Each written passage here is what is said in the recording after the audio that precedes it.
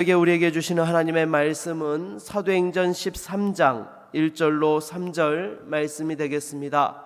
신약성경 209면에 있습니다. 신약성경 209면 사도행전 13장 1절로 3절 말씀입니다. 사도행전 13장 1절로 3절 말씀 다 찾으셨으면 한 목소리로 합독하겠습니다. 같이 읽겠습니다. 안디옥 교회에 선지자들과 교사들이 있으니 곧 바나바와 니게르라 하는 시므온과 구레네 사람 루기오와 분봉왕 헤롯의 젖동생 마나엔과 및 사울이라. 주를 섬겨 금식할 때에 성령이 이르시되 내가 불러 시키는 일을 위하여 바나바와 사울을 따로 세우라 하시니 이에 금식하며 기도하고 두 사람에게 안수하여 보내니라. 아멘. 이 새벽에도 주님 앞에 나와 기도하는 우리 모든 성도님들에게 하나님께서 응답하시고 은혜와 축복으로 함께 하시기를 바라겠습니다. 우리 옆에 계신 분들과 한번 같이 인사하실까요? 하나님께서 새벽에 도우십니다. 네, 새벽에 도우시는 하나님의 은혜와 축복이 함께 하시기를 바라겠습니다. 여러분, 요즘 많은 사람들이 건강에 관심이 많습니다.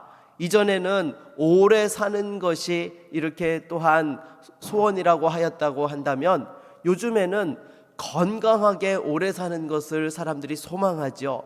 그래서 팔팔하게 어떻게 한다고요? 이렇게 저런 그런 이야기들도 있지 않습니까? 그런데 가정이나 교회도 마찬가지입니다. 건강한 가정, 건강한 교회가 되어야 하는 것이죠. 그런데 이렇게 건강한 교회에 있어서 모델적 교회가 있죠. 바로 오늘 본문에 등장하고 있는 안디옥 교회입니다.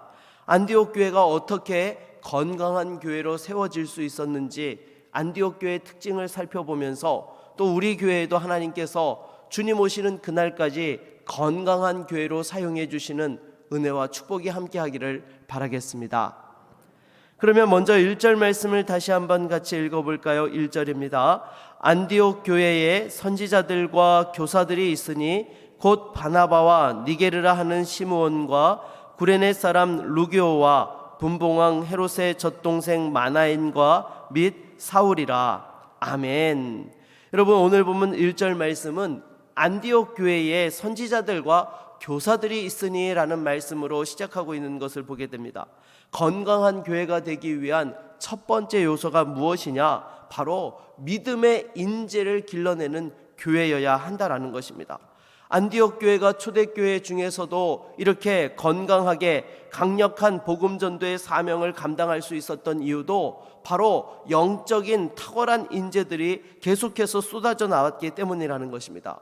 이렇게 영적인 탁월한 인재가 계속해서 쏟아져 나왔다라는 것은 무엇입니까? 그만큼 탁월한 교사들이 많이 있었다라는 것이죠. 당장에 오늘 본문 1절에 소개되고 있는 사람들을 보십시오. 바나바와 시므온과 루기오와 마나엔과 또한 사울이라 하는 바울이 등장하고 있습니다. 바나바와 바울도 이 5명의 교사들 중에 포함되어 있었다라는 것은요, 다시 말해서 나머지 3명도 어떠했다라는 것입니까? 탁월한 믿음의 교사들이었다라는 것입니다. 바나바와 바울과 함께 언급되어질 정도라고 한다면 여러분, 시시한 사람들이 아니었다라는 거예요. 말씀에 탁월하고 사람들을 영적으로 키워내는 데에 아주 탁월한 그러한 사역자들이었다라는 것입니다. 이렇게 탁월한 사역자들에 의해서 또 많은 사람들이 양육을 받고 또 세상과 싸워서 승리하는 믿음의 성도들로 설 수 있었다라는 것이죠. 그래서 여러분, 교회가 건강하게 사명을 감당하기 위해서는 이렇게 영적인 재생산과 믿음의 인재를 길러내는 교회가 될 때에 건강한 교회로서의 그 사명을 잘 감당할 수 있게 되어지는 것입니다. 그런 면에서 여러분, 우리 한국교회가 지난 100년의 역사 속에서 세계 교회사 가운데 엄청난 부흥을 경험하고 또 이렇게 세계 선교에 앞장서서 사명을 감당할 수 있게 되었던 것도 무엇 때문입니까? 한국교회 초창기 단계부터 인재 양성에 모든 힘을 다 쏟아부었기 때문입니다. 선교사님들이 또한 선교를 시작하면서 무엇보다 학교를 세워서 또 인재를 키워내는 데에 아주 집중을 하였고요. 또 교회적으로도 주일학교 사역에 엄청난 공을 들였던 것이 우리 한국교회의 특징이었던 것입니다. 그래서 여러분 8, 90년대까지만 하더라도 2000년대까지만 하더라도 대부분의 교회에서 주일학교 아이들이 작년보다 많았습니다. 이렇게 아이들에게 집중적인 사역들을 감당하고 어떻게 보면은 정말 밑빠진 독에 물을 쏟아붓는 것과 같았지만 주일학교 사역에 전념하였을 때에 교회들이 건강하게 성장할 수 있게 되었던 것이죠. 그래서 우리 교회도 마찬가지입니다. 참으로 교통이 불편하고 접근성이 떨어지는 상황 속에서도 교회가 부흥하며 여기까지 올 수 있었던 것은 다음 세대를 향한 우리 기존 세대들의 믿음의 헌신과 수고가 있었기 때문이죠.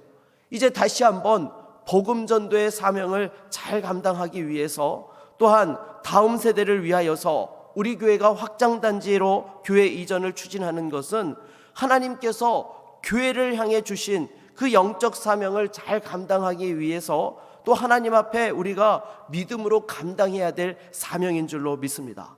특히나 여러분들도 잘 알고 계시겠지만 우리 구미 지역 가운데 지금 가장 아이들이 많고 젊은 세대들이 밀집해 있는, 전국적으로도 가장 아이들이 많은 지역으로 손꼽히고 있는 것이 지금 확장단지 옥계 지역입니다. 무엇보다도 다음 세대를 향한 복음 전도의 사명을 잘 감당할 수 있도록 기도로 준비하는 저와 여러분 모두가 될 수 있기를 바라겠습니다. 다시 한번 여러분 1절 말씀을 같이 한번 읽어보도록 하겠습니다. 같이 읽겠습니다. 안디옥 교회에 선지자들과 교사들이 있으니 곧 바나바와 니게르라 하는 시므온과 구레네 사람 루게오와 분봉왕 헤롯의 젖동생 마나엔과 및 사울이라. 아멘.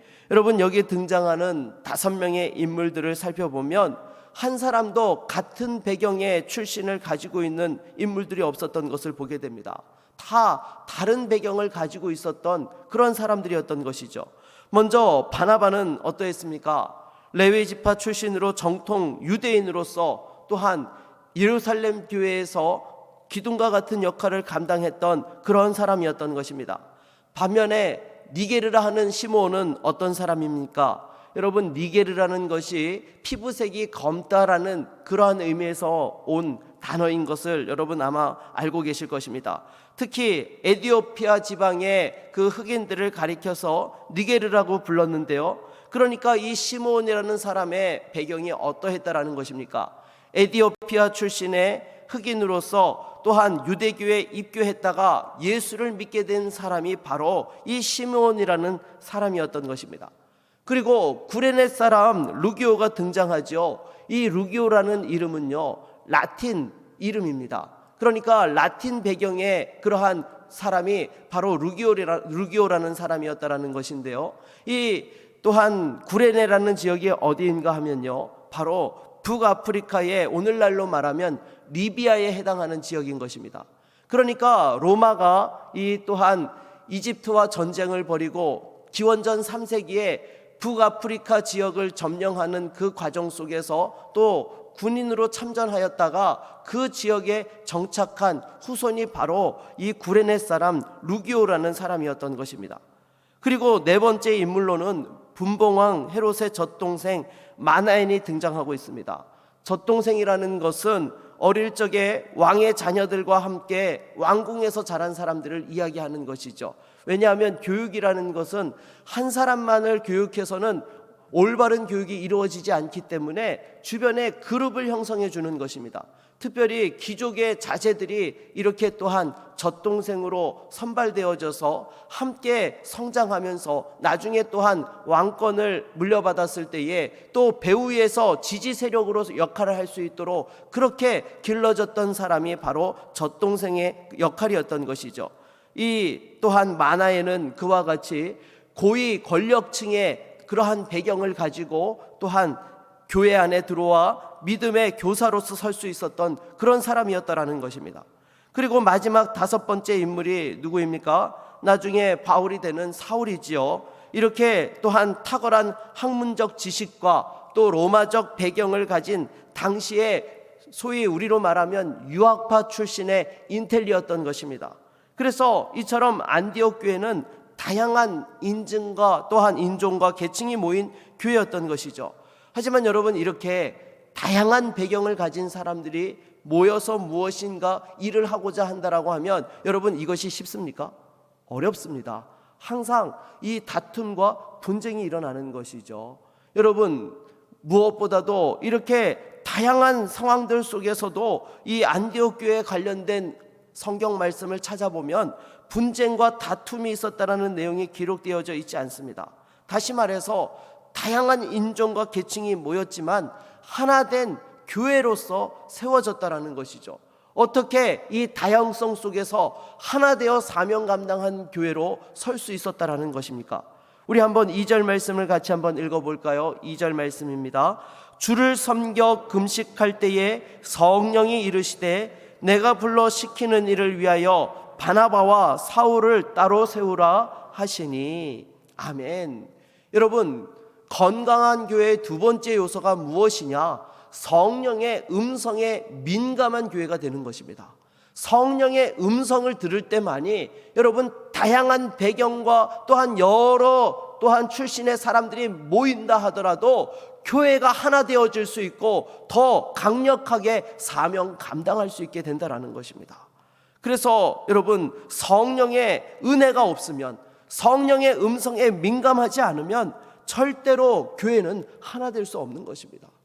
여러분, 당장에 우리나라만 보더라도 어떻습니까? 남과 북이 갈려져서 이념적으로 좌와 우가 대립을 하고 있는 나라입니다. 그리고 또한 영호남이 지역적으로 갈라져 있고 또 나이든 기성세대와 젊은 세대가 또한 대립하고 있고 또 요즘은 남자와 여자가 젠더 문제로 서로 이렇게 또한 나뉘어져 있습니다. 지난 5,000년 동안 단일 민족의 역사의 전통을 가지고 있다라고 이야기하는데도 여러분, 이렇게 다툼이 빈번한데 서로 다른 언어와 인종과 지역적 문화 속에서도 서로 화합할 수 있는 것은 여러분, 이것은 기적인 것입니다. 어떻게 이런 일들이 일어났다고요? 성령의 음성에 민감할 때에 성령 안에서 하나됨의 역사가 이루어졌던 것입니다. 우리 교회도 마찬가지입니다. 교회가 다양성을 존중하고 서로 하나 되어서 사명을 잘 감당하기 위해서는 항상 성령의 음성에 민감해야 되는 줄로 믿습니다. 우리가 성령의 음성을 들을 줄 알면요, 서로의 생각과 배경이 다르다 하더라도 성령께서 하나 되게 하시고 한 사명을 보게 하시고 한 주님을 따라서 서로 사랑하며 믿음으로 나아갈 수 있게 되는 것입니다. 여러분, 당장에 베드로와 또한 고넬료도 보십시오. 성령께서 동시에 그 두 사람에게 각각 역사해 주셨던 것입니다. 고넬료에게는 욥바에 있는 시몬이라 부르는 베드로를 청하여서 하나님의 말씀을 들으라고 그렇게 성령의 음성을 통하여서 사람을 보내게 하셨고, 동시에 또한 성령 하나님께서는 그 환상을 보여주시면서 부정한 것에 대해서 부정하지 않다, 내가 깨끗게 하였으니 잡아먹으라라고 말씀하시면서 하나님께서 또한 그 보낸 사람이 왔을 때에 베드로로 하여금 주저하지 않고 따라갈 수 있도록 성령께서 음성으로 말씀해 주셨을 때에 순종할 때에 고넬료가 또한 회심을 경험할 수 있게 되었고 또 그 가운데에 이방인 전도의 문이 열리게 되었던 것을 우리는 잘 알고 있습니다. 마찬가지로 여러분, 무엇보다도 성령의 음성을 듣는 교회와 가정이 될 수 있기를 바라겠습니다. 성령의 음성을 들으면요, 하나님의 교회에 평안함이 임합니다. 가정에도 마찬가지입니다. 우리가 믿음 생활을 한다라고 하면서도 왜 가정에 여러 가지 갈등과 어려움들이 있습니까? 무엇보다도 성령의 음성을 듣는 믿음의 가정으로 설 수 있도록 여러분 기도하시고 성령의 음성에 민감할 수 있기를 바라겠습니다. 여러분, 이처럼 성령의 충만함과 하나 되게 하는 은혜가 있어야지, 이게 없으면요, 인간의 연약한 민낯이 그대로 드러나면서 서로 상처받고 다투고 갈라지는 일들이 일어나는 것이죠. 특히나 악한 마귀가 어떻습니까? 교회가 하나 되어 복음 전도의 사명을 잘 감당치 못하게 하려고 끊임없이 다툼과 분쟁을 일으키고 인간의 생각을 내세워서 교회의 하나됨을 어떻게든 흔들려고 한다라는 것입니다. 가정에서도 마찬가지이죠. 악한 마귀는 절대로 성도들의 가정이 작은 천국과 같은 기쁨을 누리는 것을 원치 않습니다. 어떻게든 다툼과 갈등이 일어나도록 성령의 음성을 듣지 못하도록 회방하고 공격한다라는 것입니다. 그럼에도 여러분, 우리는 다시 한번 성령의 충만함을 통해서 성령의 음성을 들음으로써 우리의 가정에 작은 천국의 기쁨이 주어지고 교회는 교회되어지고 사명에 충실하게 또한 쓰임받게 되어진다는 사실을 기억하실 수 있기를 바라겠습니다. 근본 공동의회 가운데에서도 성령께서 하나 되게 하시는 그 은혜의 역사가 있어서 공동의회 이후에도 시험에 드는 것이 아니라 더 은혜가 충만하여서 새로운 사명을 향하여 전진하고 쓰임받을 수 있는 저와 여러분, 주의 몸된 교회가 될 수 있기를 주의 이름으로 축원합니다. 마지막으로 건강한 교회의 세 번째 요소는 무엇입니까? 복음 전도 사명에 충실해야 한다라는 것입니다. 여러분, 오늘 본문 3절 말씀을 같이 한번 읽겠습니다. 같이 읽겠습니다. 이에 금식하면서 기도하고 두 사람에게 안수하여 보내니라. 아멘. 여러분, 교회가 성령의 음성에 민감했을 뿐만 아니라 복음 전도의 사명에 충실하였던 것을 보게 됩니다. 여러분, 솔직히 이 안디옥 교회에 탁월한 5명의 그 성경 교사가 있었어요. 선지자와 교사들이죠. 영적인 리더십들이었습니다. 그러면 여러분, 인간적으로 생각하면 2명을 내보내는 것이 쉽습니까? 어렵습니까? 어려운 것입니다. 하지만 교회의 존재 목적이 복음 전도의 사명을 감당하는 데 있기 때문에 이 안디옥 교회는 과감하게 또한 바울과 바나바를 따로 세워서 복음 전도의 사명을 감당하도록 그렇게 힘썼던 것입니다. 그래서 여러분, 이것은 참으로 중요한 것입니다. 무엇보다도 교회가 항상 복음 전도의 사명에 힘쓸 때만이 건강한 교회로 자리매김할 수 있는 거예요. 여러분, 당장에 우리 몸도 보십시오. 좋은 음식을 여러분, 우리가 왜 먹습니까? 건강하게 우리의 삶을 잘 살아갈 수 있도록 하기 위해서 이 좋은 음식들을 먹는 것이죠. 그러면 이 좋은 음식을 먹기만 하면 여러분, 건강할 수 있습니까? 그렇지 않죠. 좋은 음식을 먹은 만큼 또한 활동을 해야 됩니다. 움직여야 되는 것이죠. 일을 해야 되는 것입니다. 그래야지 또한 그 에너지를 적절하게 사용하면서 몸이 건강하게 기능할 수 있게 되는 것이죠. 교회도 마찬가지입니다. 탁월한 영적 교사들을 통하여서 하나님의 말씀을 배우고 성도의 교제를 통하여서 또 믿음의 이 울타리 안에서 건강하게 성장한다라고 한다면 그 이후에는 또한 주신 사명을 감당하기 위하여서 힘써야 한다라는 것입니다. 사명에 충실하지 않으면요, 복음 전도에 힘쓰지 않으면요, 항상 거기에서 문제가 생겨나는 것입니다. 교회가 왜 고인물이 되어지고 분란과 다툼이 일어납니까? 성령의 음성에 민감치 않고 복음 전도의 사명에 이 열정이 식어버리면 그때부터는 인간적인 모습들이 나타나게 되는 것입니다. 영적으로 비만이 찾아와서 쓸데없는 생각을 하게 되고 교회 안에서 세속적인 모습들이 나타나게 되는 것이죠. 하나님께서 주신 직분은 사명을 감당하라고 주신 것입니다. 그것은 절대로 세상의 그러한 또한 지위에 해당하고 세력화하여서 영향력을 행사하기 위한 그런 자리가 아니라는 것이죠. 여러분, 이것은요, 하나님이 절대 기뻐하시는 모습이 아닌 것입니다.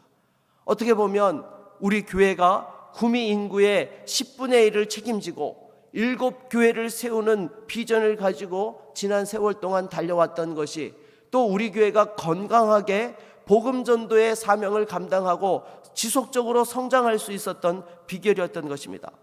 근본에 이렇게 교회 이전 건축을 추진한다라는 소식을 들은 우리 교회 출신 목사님 중 한 분이 그런 말씀을 하시더라고요. 근본에 확장단지의 교회를 건축하면 우리 구미제일교회가 5번째 교회를 세우게 되는 것이라고 그렇게 또 표현을 하시더라고요. 물론 몇 교회냐 조금 다를 수는 있겠지만요, 그만큼 하나님께서 기뻐하시는 일인 것을 이렇게 또한 생각하고 그와 같이 말씀을 하셨던 것입니다. 사랑하는 여러분, 여러분 개인적으로도 마찬가지입니다. 신앙생활을 너무 편안하게 하려고 하지 마십시오. 교회에서 수고하고 봉사하는 일에 앞장서야 되는 것입니다. 그럴 때에 여러분 건강해지는 거예요. 여러분 일하지 않고 봉사하지 않고 이렇게 편하게 교회를 왔다 갔다 하면 좋을 것 같죠? 여러분 당장은요 그것이 편하게 느껴질 수 있습니다. 그런데요 절대로 개인의 믿음 성장과 영성에 유익하지 않다는 거예요. 여러분 당장에 나이 드신 분들도 보십시오.